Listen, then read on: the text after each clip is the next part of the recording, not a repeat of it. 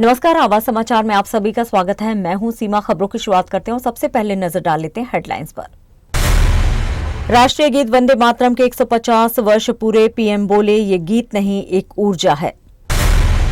वंदे मातरम के 150 साल पूरे। खरगे ने आरएसएस बीजेपी पर लगाया बड़ा आरोप। वोट चोरी को लेकर राहुल गांधी ने फिर पीएम पर साधा निशाना। कहा, वोट चोरी करके बने प्रधानमंत्री।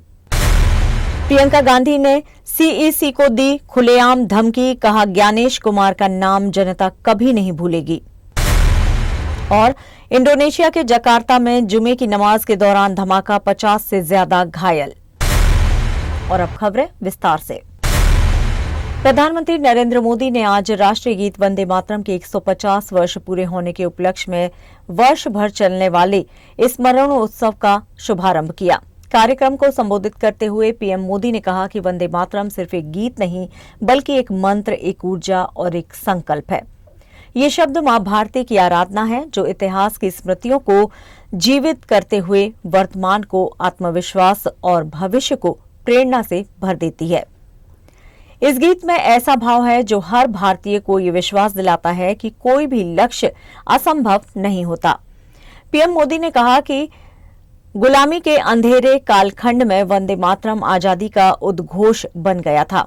ये वो नारा था जिसने करोड़ों देशवासियों के मन में स्वतंत्र भारत का सपना जगाया। अंग्रेज भारत को पिछड़ा बताकर अपने शासन को सही ठहराते थे, लेकिन वंदे मातरम की पहली पंक्ति ने उनके इस भ्रम को तोड़ दिया। कार्यकाल के अंत में प्रधानमंत्री नरेंद्र मोदी ने कहा कि वंदे मातरम सिर्फ आजादी के दौर का प्रतीक नहीं, बल्कि आज भी देश की एकता और गौरव, आत्मगौरव का प्रतीक है। इतिहास में जब इसे खंडित किया गया, तब देश में विभाजन की सोच ने भी जन्म लिया। पीएम ने इस मौके पर लोगों से अपील की कि वंदे मातरम की भावना को सिर्फ गीत तक सीमित न रखें, बल्कि इसे अपने आचरण, संस्कार और कर्तव्यों में भी उतारें। उनके अनुसार ये भारत की एकता और प्रगति का सच्चा मार्ग है।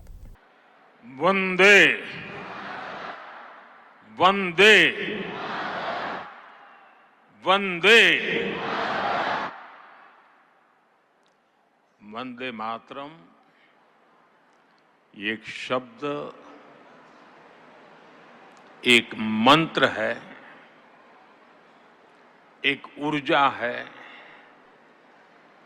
एक स्वप्न है, एक संकल्प है।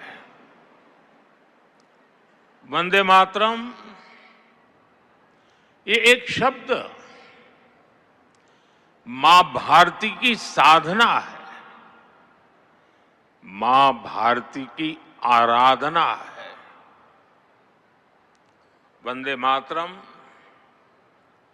ये एक शब्द हमें इतिहास में ले जाता है। ये हमारे आत्मविश्वास को, हमारे वर्तमान को आत्मविश्वास से भर देता है और हमारे भविष्य को ये नया हौसला देता है कि ऐसा कोई संकल्प नहीं, ऐसा कोई संकल्प नहीं जिसकी सिद्धि न हो सके, ऐसा कोई लक्ष्य नहीं जो हम भारतवासी पा न सके।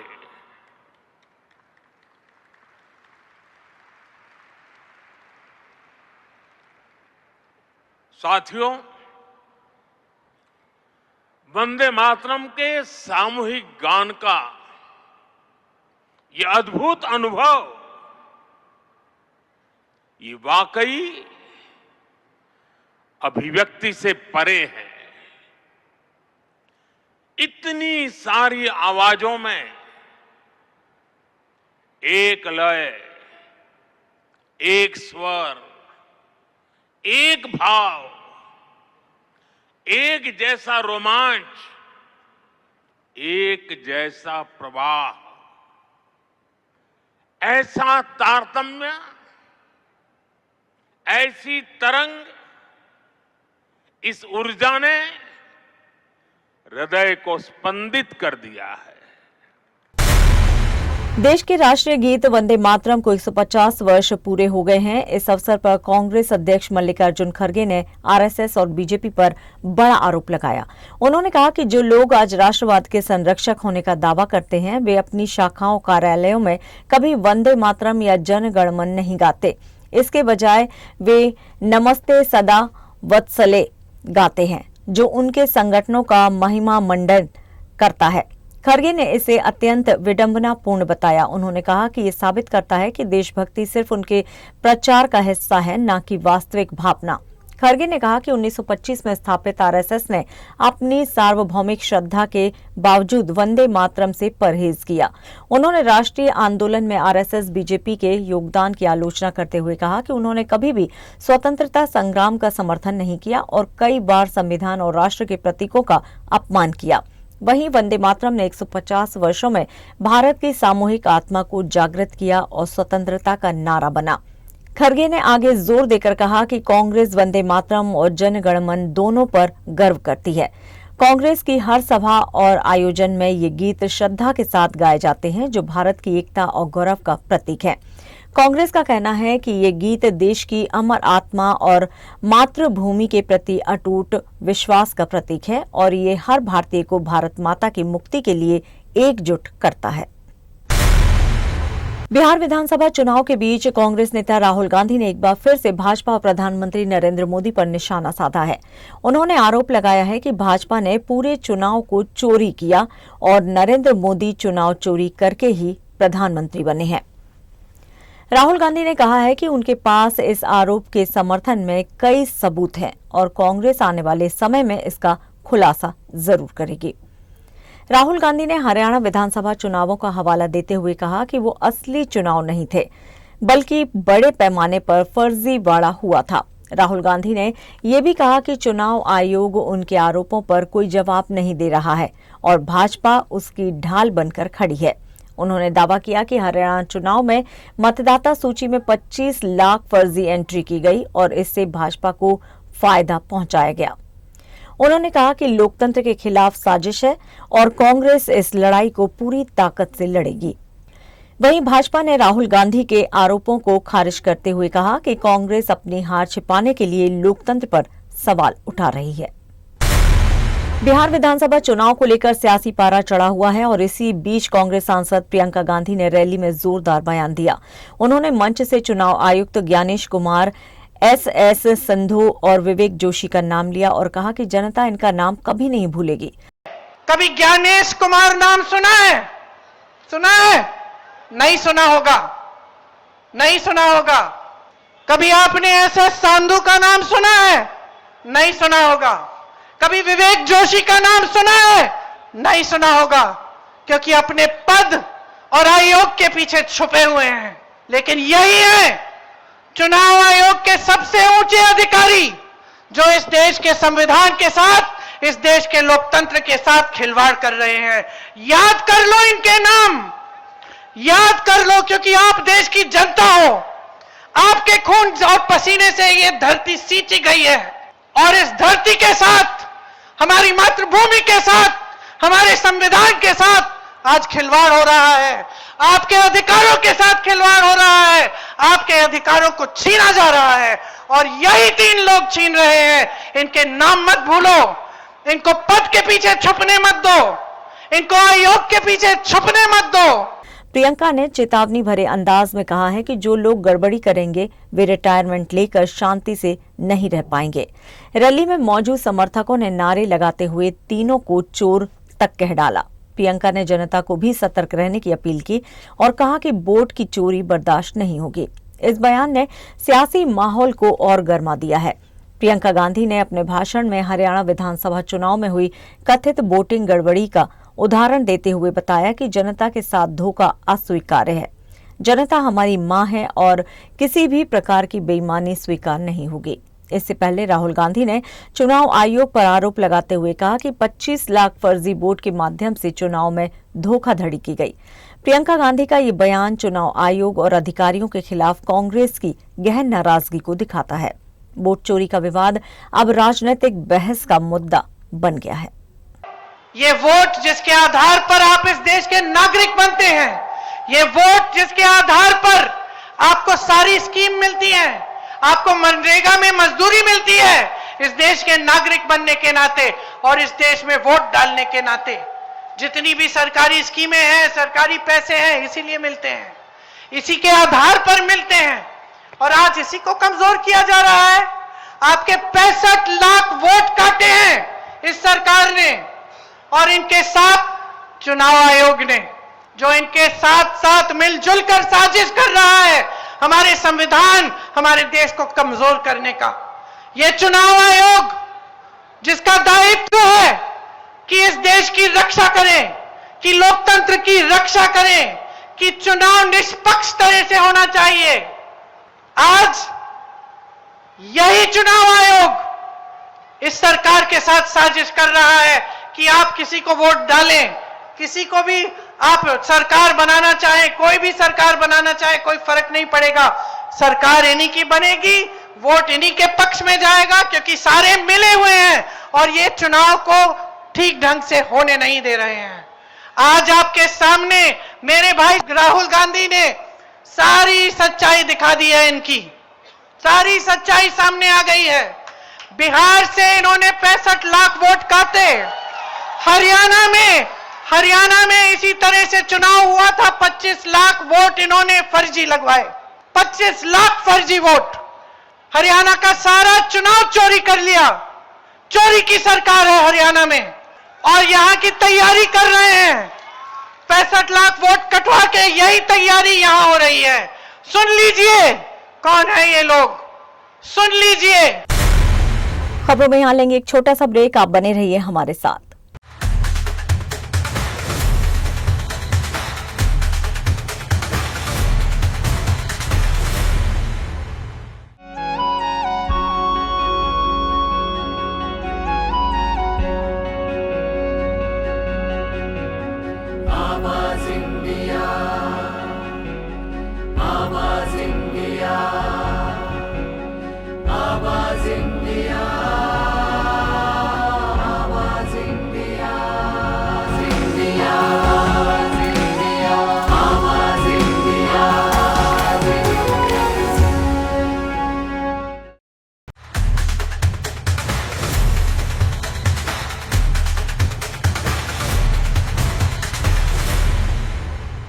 ब्रेक के बाद एक बार फिर से आप सभी का स्वागत है। बढ़ते हैं अपनी अगली खबर की ओर। इंडोनेशिया की राजधानी जकार्ता में जुमे की नमाज के दौरान एक मस्जिद में जोरदार धमाका हुआ, जिसमें 50 से ज्यादा लोग घायल हो गए। जुमे की नमाज चल रही थी, लोग सिर झुकाए इबादत में थे, तभी अचानक जमीन हिली, हवा में धुआं उठा और मस्जिद गूंज उठी एक धमाके से। इंडोनेशिया की राजधानी जकार्ता के केलापा गेडिंग इलाके में शुक्रवार दोपहर एक मस्जिद के अंदर जोरदार धमाका हुआ। ये धमाका उस वक्त हुआ जब जुमे की नमाज शुरू ही हुई थी। हादसे में 50 से ज्यादा लोग घायल हो गए, जिनमें 15 स्टूडेंट और 5 टीचर शामिल हैं। गवाहों के मुताबिक धमाका मस्जिद के पीछे के हिस्से में हुआ। अचानक धुआं फैल गया और लोग जान बचाने के लिए दौड़ पड़े। गणित के टीचर बुद्धि लक्सोनो ने बताया कि खुतबा शुरू ही हुआ था कि जोर का धमाका हुआ। बच्चे रोने लगे, चीख पुकार मच गई। धमाके के तुरंत बाद नेवी के जवान और पुलिस मौके पर पहुंचे, क्योंकि ये मस्जिद स्कूल के नेवी कंपाउंड के अंदर स्थित है। बम स्क्वाड ने इलाके को घेर लिया और जांच के दौरान घर में बने बम जैसे parts, remote control, airsoft gun और रिवॉल्वर जैसे हथियार मिले। अब सवाल उठता है कि क्या ये कोई आतंकी साजिश थी या फिर हादसा किसी इलेक्ट्रॉनिक डिवाइस से फेल होने से हुआ है। पुलिस ने जांच शुरू कर दी है और फिलहाल पूरे इलाके में सख्त सुरक्षा घेरा बना दिया गया है। जुमे की नमाज में दुआओं की जगह डर की आवाज गूंज उठी। जकार्ता की उस मस्जिद में आज सुकून नहीं, सिरहन बसी है। महाराष्ट्र में वंदे मातरम को लेकर सियासी बवाल फिर से उठ गया है। समाजवादी पार्टी के विधायक अबू आसिम आजमी के एक बयान ने आग में घी डालने का काम कर दिया। आजमी ने साफ कहा, जिसको गाना हमें नहीं गाना है, और बस इसके बाद शुरू हो गया राजनीतिक संग्राम। मुंबई में बीजेपी कार्यकर्ता अबू आसिम आजमी के घर के बाहर एकजुट होने लगे। हाथों में भारत माता की तस्वीर और गूंजते नारे वंदे मातरम, भारत माता की जय। इस विरोध प्रदर्शन में बीजेपी नेता राज पुरोहित भी शामिल हुए, जिन्होंने याद दिलाया विधानसभा की वो पुरानी घटना जब अबू आसिम आजमी ने सदन में वंदे मातरम गाने से इनकार कर दिया था। बीजेपी ने आजमी के रुख पर हमला बोलते हुए कहा कि जो धरती का नमक खाता है वो वंदे मातरम से इनकार कैसे कर सकता है। उधर पुलिस ने किसी भी तनाव को रोकने के लिए अबू आजमी के घर के बाहर भारी सुरक्षा तैनात कर दी है। बैरिकेडिंग लगाई गई है। हर आने जाने वाले पर पैनी नजर रखी जा रही है। वंदे मातरम का ये विवाद नया नहीं है, लेकिन हर बार सियासी लपटें पहले से ज्यादा तेज होती जा रही हैं। अब सवाल यही, क्या देशभक्ति के इस गीत पर भी राजनीति का साया कभी हटेगा? अहमदाबाद में हुए एयर इंडिया विमान हादसे के बाद सुप्रीम कोर्ट ने पायलट कैप्टन सुमित सबरवाल के पिता से कहा है कि उनके बेटे को हादसे के लिए दोषी नहीं ठहराया गया है। पायलट के पिता पुष्कर राज सबरवाल ने स्वतंत्र जांच की मांग को लेकर याचिका दायर की थी। अदालत ने स्पष्ट किया है कि प्रारंभिक जांच रिपोर्ट में भी किसी प्रकार का आरोप पायलट के खिलाफ नहीं है।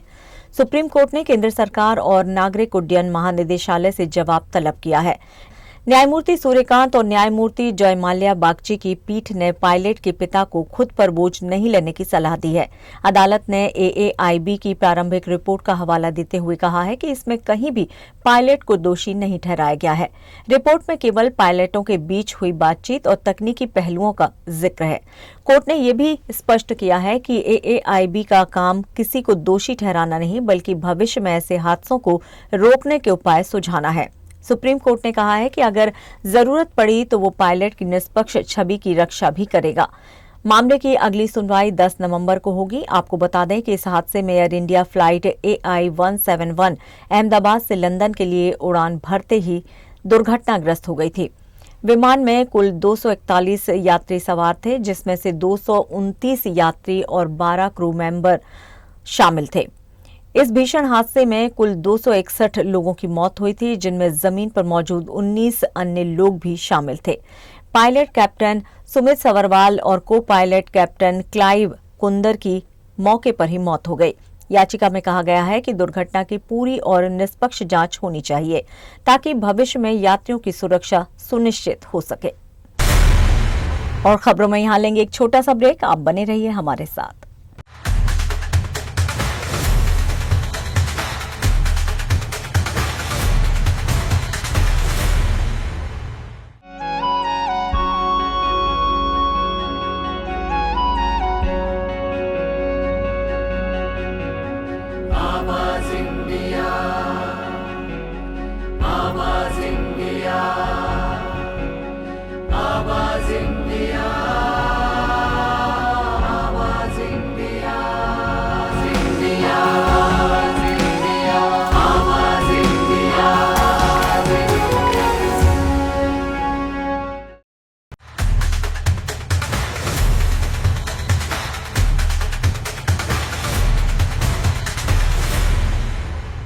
ब्रेक के बाद एक बार फिर से आप सभी का स्वागत है। बढ़ते हैं अपनी अगली खबर की ओर।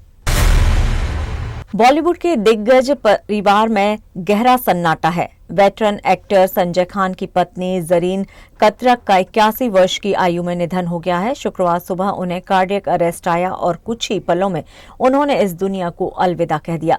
संजय खान का परिवार इस वक्त गहरे सदमे में है। जरीन सिर्फ एक स्टार पत्नी नहीं थी, वो एक्ट्रेस, इंटीरियर डिजाइनर और कुकबुक ऑथर भी थी। उन्होंने 1963 में फिल्म तेरे घर के सामने से डेब्यू किया था, लेकिन एक्टिंग के साथ साथ जरीन की रुचि क्रिएटिव डिजाइनिंग में भी थी। जरीन ने संजय खान से 1966 में शादी की और तब से लेकर आज तक उन्होंने परिवार को एक खूबसूरत धागे में पिरो कर रखा। उनकी पहचान फिल्मों में कॉस्ट्यूम डिजाइनर के रूप में भी रही। फिल्म एक फूल दो माली में उनके डिजाइन आज भी याद किए जाते हैं। 12 जुलाई 1944 को बेंगलुरु के पारसी परिवार में जन्मी जरीन का जीवन सादगी और गरिमा का प्रतीक था। न कॉलेज की पढ़ाई, लेकिन जिंदगी के हर मोड़ पर उन्होंने अपनी क्रिएटिविटी से मिसाल पेश की। आज जब बॉलीवुड एक चमकदार चेहरा खो चुका है, तो सिर्फ संजय खान नहीं, पूरा परिवार शोक में है। जरीन कतरक की मुस्कुराहट, उनका सलीका और उनकी शालीनता हमेशा याद रहेगी। खान परिवार को हमारी संवेदनाएं।